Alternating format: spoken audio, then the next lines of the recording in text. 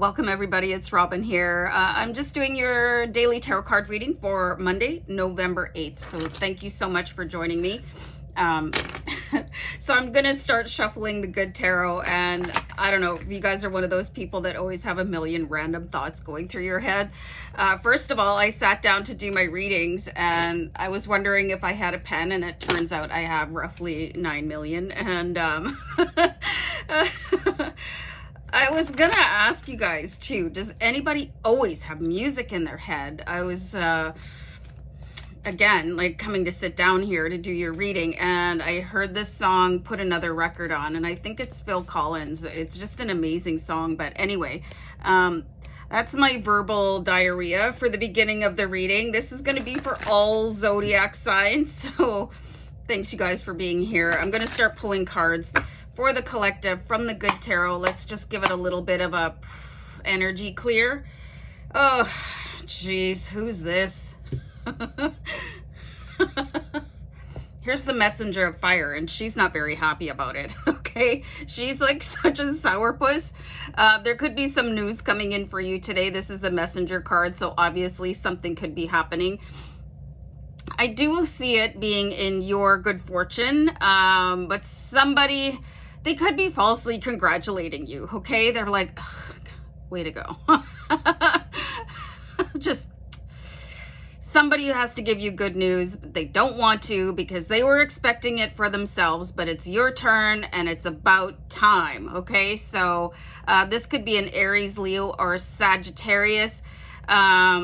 So they're mostly happy for you. Not really. Okay, they're going to be a little bit grouchy about it. So if you get called into whatever office, or somebody is like in a mood and they want to talk to you, don't worry, because the news is good. They just feel like you didn't deserve it.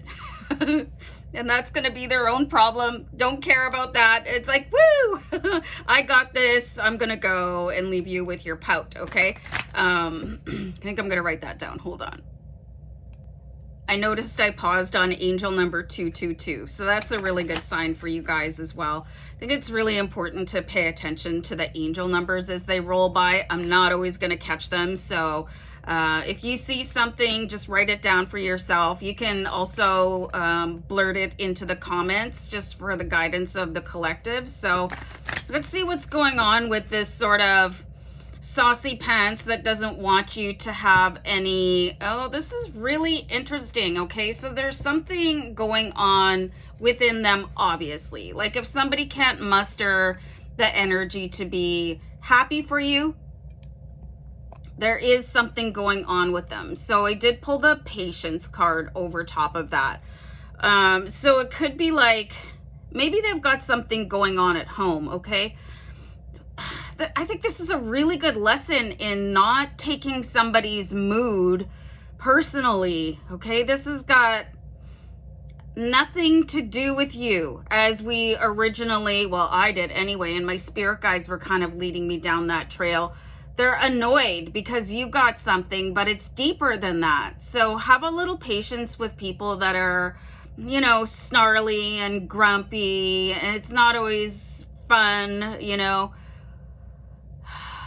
Something is going on with them. It's like, I get the feeling that they're kind of barely hanging on, and then being presented with the fact that you've got something going on for you, it's just too much. You guys might even be adversaries, but this is going to be a lesson in having compassion for your adversaries, with whether this is going to be, and for some of you, this could be in a love triangle, or, you know, you're getting promoted when somebody else is in the running for it. But this is going to be really heavy news for that other person. So if you are getting sourpuss face here with the messenger of fire, like, it feels like a really fake congratulations, it's because they've got a lot going on. Okay, so just keep that in mind too. And I think that's important to remember that every day, because you would never know what everybody else has got,